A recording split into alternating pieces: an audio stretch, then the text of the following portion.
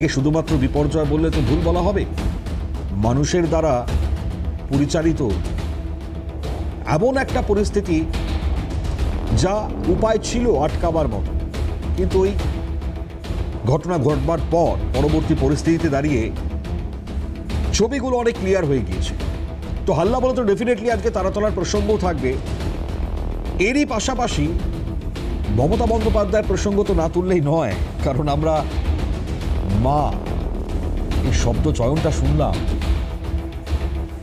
মানে ওই মা যখন অসুস্থ, দলের যারা ছেলেরা রয়েছে, মানে যারা ছেলে, তারা কি ছেড়ে চলে যাবে?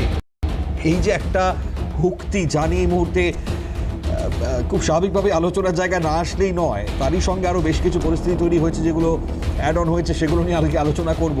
মানে ভাবুন একবার, রাজনীতিতে কত কিছু হয়, মানে আপনার পায়ের তলার মাটি যখন সরে গিয়েছে, যখন যুক্তি শেষ হয়ে গেছে, যখন পাপের ঘোড়া উপচে পড়েছে, তখন কি আছে না, শেষ অস্ত্র হিসেবে একটাই জায়গা, একটাই হয়তো অস্ত্র, মানে সেই অস্ত্র হচ্ছে আবেগের রাজনীতি। এই আবেগের রাজনীতি নাকি ওই বারবার যে কার্ড খেলবার চেষ্টা করা হয়, সেই সিম্প্যাথি কার্ড কি খেলে ফেলছেন মমতা বন্দ্যোপাধ্যায়? খেলেই বা লাভ? আলটিমেট দাঁড়িয়ে কালীঘাট পঞ্চায়েত তৃণমূল, সেখান থেকেও তো লোকজন ছাড়ছেন। বিশ্বরূপ দে, কলকাতা পুরসভার 48 নম্বর ওয়ার্ডের কাউন্সিলর, তিনিও এই তারাতলার ঘটনার দায়, মানে যে ঘটনা ঘটে গিয়েছে তিনি দেখতে পাচ্ছেন না চোখের সামনে, এমন এক পরিস্থিতিতে দাঁড়িয়ে তিনিও রিজাইন করে যাচ্ছেন, তিনিও সরে যাচ্ছেন। এই গোটা ঘটনাগুলো ঘটছে, কন্টিনিউয়াস দলের অন্দরে চলছে। আজকে যখন আলোচনা শুরু করব, তো ডেফিনেটলি এই প্রসঙ্গগুলোকে দিয়ে শুরু করব। তৃণমূলের অন্দরের পরিস্থিতি আজকে অন্য বিষয়, কিন্তু যে ঘটনাগুলো ঘটে গিয়েছে, আমরা মুখ্যমন্ত্রী শুভেন্দু অধিকারীর মুখ থেকে শুনছিলাম, তারা যেমন বলছিলেন, একই সঙ্গে অনেকেই বলছেন যে ওই 34টা বছর বাম আমলের আর 15টা বছর তৃণমূল কংগ্রেসের আমলের বিপর্যয় বা যে ধরনের ঘটনা ঘটে, সেই ঘটনাগুলো থেকে যাতে নিস্তার পাওয়া যায়, তার জন্য তো একটা পরিকল্পনা লাগে। বাজেটে তো বিপুল অর্থ বহন হয়, কিন্তু সেই বাজেটের অর্থগুলো বহন করে আলটিমেট কাজের কাজে কি কিছু লাগানো হয়েছে, নাকি সেই এই কাটমানি সিন্ডিকেট তোলাবাজিতেই চলে গিয়েছে? এই অভিযোগগুলো করছেন প্রত্যেক।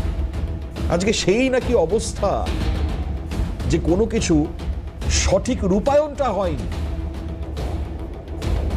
আজকে এই পরিস্থিতির মধ্যে দিয়ে আজকে অবস্থাগুলো চলছে, তো আগামী সময় সেগুলোকে ঢেলে সাজাতে হবে, তার জন্য পরিকল্পনা করা হয়েছে। তার জন্য এনডিআরএফ, এসডিআরএফ যে টিম, সেই টিমগুলোকে সঠিক পথে রূপায়ণ যাতে করা হয়, তাদের যে অ্যাক্সেসরিজ থেকে শুরু করে নানানবিধ ট্রেনিং, সেগুলোকে সঠিক করা হবে, তার জন্য পথ ইতিমধ্যেই বলে দিয়েছেন। তো সেগুলো আগামী সময় পদক্ষেপ হিসেবে নেওয়া হবে। আমাদের তো প্রশ্ন, এই 15টি মৃত্যুর দায়ভার কারা নেবেন?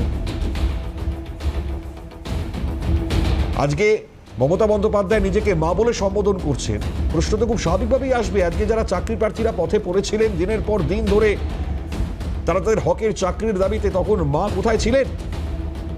আজকে তো এই প্রশ্নগুলো খুব স্বাভাবিক প্রশ্ন। চাল ডাল কয়লা গরু বালি যা লাগাতার এই চুরির মতন যে অভিযোগ এসছে, সাধারণ মানুষের রেশন পর্যন্ত নাকি লুট করা হয়েছে, যে সমস্ত নেতা মন্ত্রীরা, তখন তো কেউ বলেননি যে আমি মা, এরা দলে নোংরামো করে বেরিয়েছে, এদের বিরুদ্ধে ব্যবস্থা হবে, মা তো এগুলো আটকাবেন? কেন বলেননি তখন? আজকে এই প্রশ্নগুলো অ্যারাইজ হচ্ছে। তো শুরুটা করা যাক অবশ্যই আজকের প্রথম যে বিষয়টা আজকে আপনাদের সামনে আনবো, এই সিম্প্যাথি কার্ড। মমতা বন্দ্যোপাধ্যায় তিনি কি বলছেন, আমরা সেটা না শোনালেই নয়। রামমোহন লাইব্রেরিতে কর্মী সময় টেলিফোনে বার্তা দিচ্ছেন মমতা বন্দ্যোপাধ্যায়, যেটা নিয়ে বলছিলাম, অসুস্থ মাকে ছেড়ে চলে যাবেন? প্রশ্ন তুলে তিনি বলছেন, কেউ কেউ নিজেকে বাঁচাতে, পরিবারকে বাঁচাতে বেইমানি করছে। তিনি বলছেন এটি, মা আপনাকে মানুষ করলো, আর মা যখন অসুস্থ তখন থেকে তাকে ছেড়ে চলে যাবেন? কুণাল বাবুর ফোনে এসেছিল মমতা বন্দ্যোপাধ্যায়ের টেলিফোন, এবং কুণাল বাবু সেটিকে শোনাচ্ছেন, সবাই শুনছেন, কর্মী সবাই শুনছেন। তারা বেইমানি করলে বিশ্বাসঘাতকদের কোনো ক্ষমা নেই।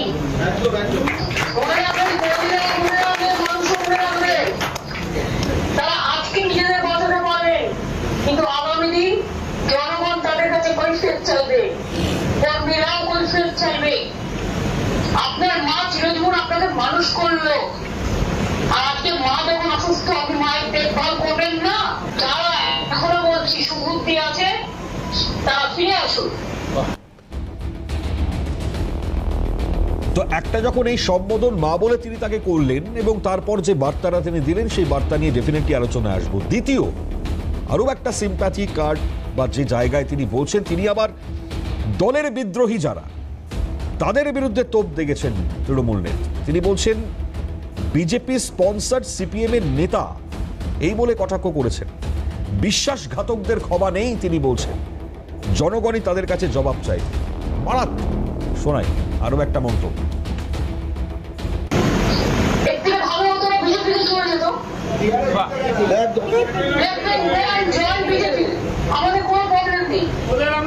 বিজেপি স্পন্সার্ড একটা সিপিএম এর নেতা, সিপিএম একটা কাজ ভালো করেছিল এটাকে তাড়িয়ে দিয়ে দল থেকে বহিষ্কৃত একজন নেতাকে শুধুমাত্র কেসের কিভাবে, পরিবারের সম্পত্তি কিভাবে, এইভাবে যারা বেইমানি করলেন বিশ্বাসঘাতকদের কোনো ক্ষমা নেই।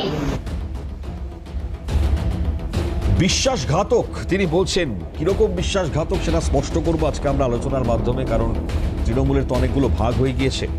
ক্ষমতা হারিয়ে এবার কি তবে শেষ অস্ত্র কান্নাকাটি? আমাদের তো অবশ্যই প্রশ্ন থাকবে। অসুস্থ মার নামে ইমোশনাল ব্ল্যাকমেল করেই বা কি লাভ? কাদেরকেই বা করবেন, করছেনই বা কেন? প্রশ্ন থাকছে। আবার অনেকে প্রশ্ন তুলছেন লুটপাটের সময় কোম্পানি আর ডুববার সময় মা, কেন বলছেন?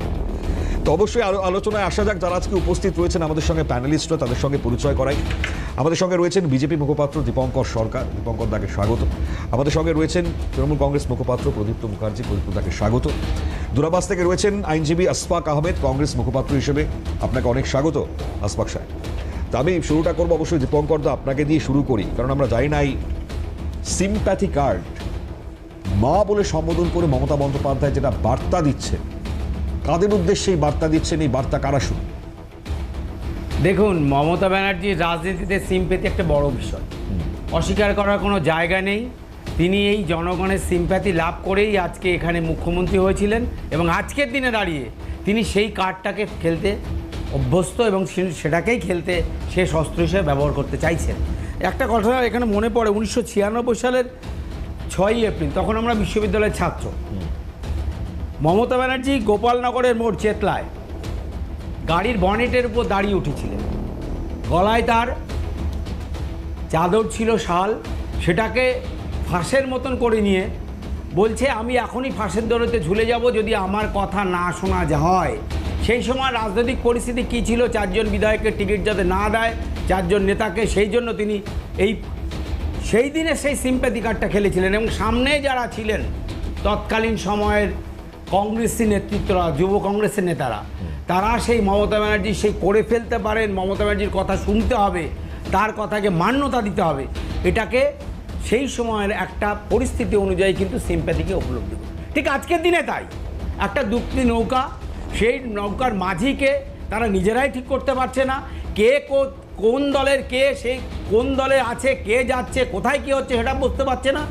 সেই পরিস্থিতিতে তিনি তাদেরকে কাউকে ফিরে আসতে বলছেন, কাউকে গদ্দার বলছেন, আবার কাউকে বলছেন মা অসুস্থ হয়ে গেলে তাকে ছেড়ে চলে যায়। একদম ঠিক, মা অসুস্থ হলে ঠিক তাকে যেমন ছেড়ে চলে যায় না, সেই মা যখন হাজার হাজার লক্ষ লক্ষ কোটি কোটি বাংলার যুব সমাজের ভবিষ্যৎটা নষ্ট করে দিয়ে শিক্ষিতদের চাকরিটাকে বিক্রি করে দেয় টেন্ডার দিয়ে, সে মা উপযুক্ত মা থাকে কি না, থাকতে পারে কি না, সেটা নিয়েও প্রশ্ন আছে। দ্বিতীয় যে বিষয়টা, যে তার দলের সবাইকে ফিরে আসতে বলছেন, গদ্দার বলছেন, যাচ্ছেন, সেটা নিয়ে আমাদের ভারতীয় জনতা পার্টির কোনো নেই। কিন্তু তাদেরকে বলছেন যাদেরকে দুদিন আগে টেকে নিয়ে এসে তাদেরকে বড় বড় চেয়ার দিয়েছিলেন, আজকে যার কথা ঋতব্রত ব্যাপারে বলছে, ঋতব্রত বন্দ্যোপাধ্যায় যেই দিন অমিত মিত্রের ধুতি খুলে দিয়েছিল দিল্লিতে, সেই ঋতব্রত বন্দ্যোপাধ্যায়কে কলকাতায় এনে বসিয়ে দলে জয়েন করিয়ে তাকে রাজ্যসভার সদস্য করে পাঠায়। তাহলে গদ্দারকে মা, কোন মা ভুল করল? গদ্দার কোন মা? সেই মা না যে অমিত মিত্রের মতন একজন বিশিষ্ট অর্থনীতিবিদ, তার বিরুদ্ধে কোনো চোরের অভিযোগ অমিত মিত্রের বিরুদ্ধে কেউ বলে না করে দিল। সেই অমিত মিত্রকে ধুতি খুলে দিয়েছিল দিল্লির রাজপথে দাঁড়িয়ে এই ঋতব্রত। সেই ঋতব্রতকে কিন্তু আবার নিয়ে এসে প্রমোশন দিয়ে এটা করেছিলেন। আজকে সেই ঋতব্রত কি করেছে তাতে বাতা নেই, সেই ঋতব্রতকে রাখা আনা সমস্তটাই তার সিদ্ধান্ত। সেই দিন সেই সিদ্ধান্ত নিয়েছিল, আজকের দিনে সেই সিদ্ধান্ত নিচ্ছে। তাহলে বাংলার জনগণের চাকরি চুরি হয়েছিল, বেকার ছেলেদের লোহা চুরি, বালি চুরি, কয়লা চুরি, পাথরে 1 মাসে 1 বছরে যার রেভিনিউ ওঠে 60 কোটি টাকার 30 দিনের মধ্যে তার থেকে বেশি 80-85 কোটি টাকার মতো রেভিনিউ ওঠে। তাহলে রেভিনিউর টাকাগুলো কোথায় গেল? কোথায় গেল বালির টাকা? আর কোথায় গেল সেই সততার প্রতীকের চিহ্ন? অর্থাৎ প্রতিটাই হচ্ছে কি সততার প্রতীক করে এসে বাংলার মানুষকে ভুল বুঝিয়ে আজকে চোরের প্রতীক হিসেবে তাকে মা সাজতে হচ্ছে। মানে প্রদীপ্তদার কাছে আসি, মানে এটা নিতে হচ্ছে, এবার কথা শুনতে হচ্ছে প্রদীপ্তদা আপনাদের। না, এটা 18 সাল থেকে এই কথাগুলো শুনে যাচ্ছি, 18 সাল থেকে। তার কারণ আমফান, ইয়াস এই সময় থেকে। এবং তারপরেও দেখেছিলাম এরকম কাগজ তুলে বড় বড় নেতারা যারা আজকে বিজেপিতে রয়েছেন, বিজেপিতে যাওয়া মাত্রই তারা দেখিয়েছিলেন যে তাদের কাছে কি কি তথ্য আছে। আমি প্রথম দিন থেকে, মণিময় তোমার চ্যানেলের আর্কাইভ বার করে দেখতে পাবে, আমার প্রথম দিন থেকে চাকরি চুরি থেকে, বালি চুরি থেকে, কয়লা চুরি, এত অভিযোগে একটা শব্দ আমি প্রয়োগ করেছি, দোষী খুঁজে সাজা দাও।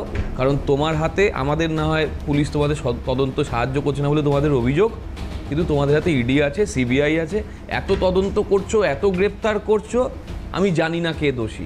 আমি আজ অবধি জানি না তাপস পাল দোষী কিনা, মারা গেছে। আমি জানি না সুলতান আহমেদ মারা গেছেন, দোষী কিনা। সুব্রত মুখার্জি মারা গেছেন, দোষী কিনা। আমি জানি না বিজেপির অফিস থেকে নারদের যে ভিডিও দিয়েছিল তারা দোষী কিনা।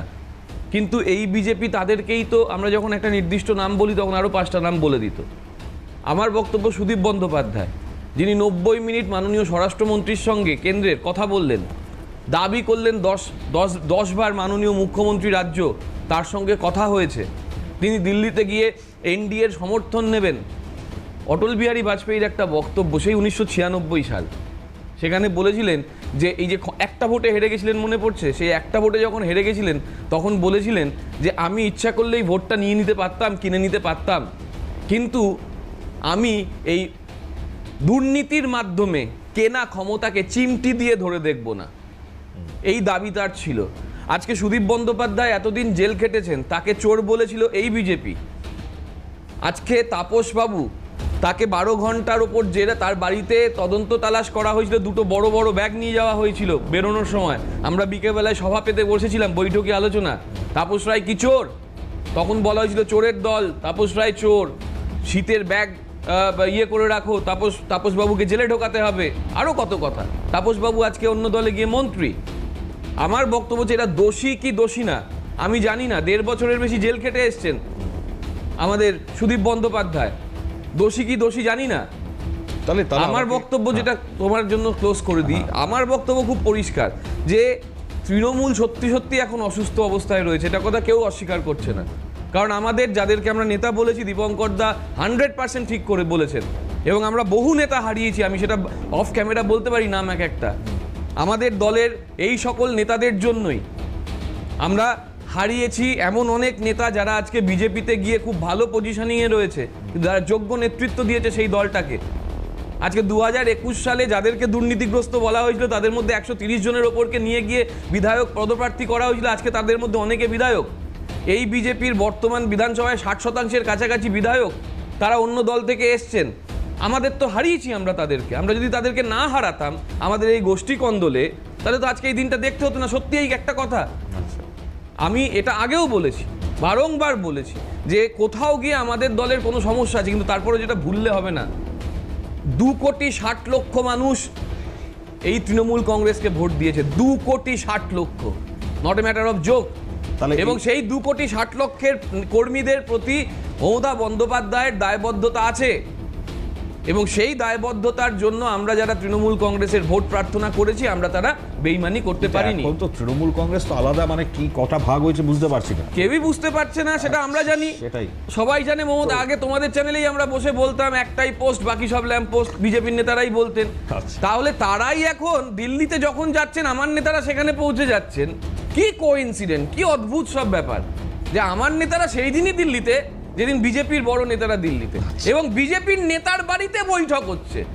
তাহলে এনডিএ কে ওই 20 জন সাংসদ যদি ভোটটা দেন এবং সেটা যখন ওপেন ডিক্লেয়ার করছে যে এনসিপিআই এর নেতা তিনি আমাদের মাননীয় মুখ্যমন্ত্রীর কাছে গিয়ে 13ই মে সম্বর্ধনা দিয়ে এলেন, সেই এনসিপিআই এ দেখা গেল তারা জয়েন করলো।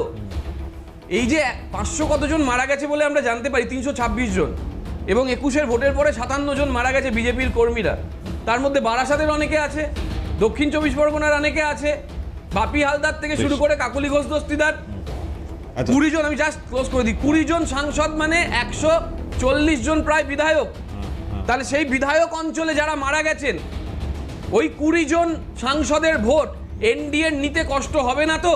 কারণ এই সাংসদদের হাতে ওই 57 জনের রক্তের দাগ লেগে নেই তো? প্রশ্ন লাস্ট, তাহলে অটল বিহারী বাজপেয়ীকে আজকে কে অমান্য করছে ক্ষমতার দ্বন্দ্বে?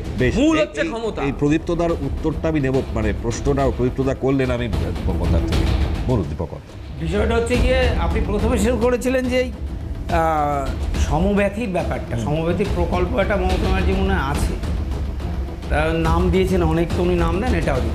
তা আজকের এই যে সিম্প্যাথিটা সমব্যথীর পর্যায়ে চলে যাচ্ছে না, আর সেই দিন যদি তিনি বুঝতেন যে কথাটা সেই তার দলের প্রবক্তা হিসেবে বলছি, জানি না কোন প্রবক্তা কোন টিমে আছেন,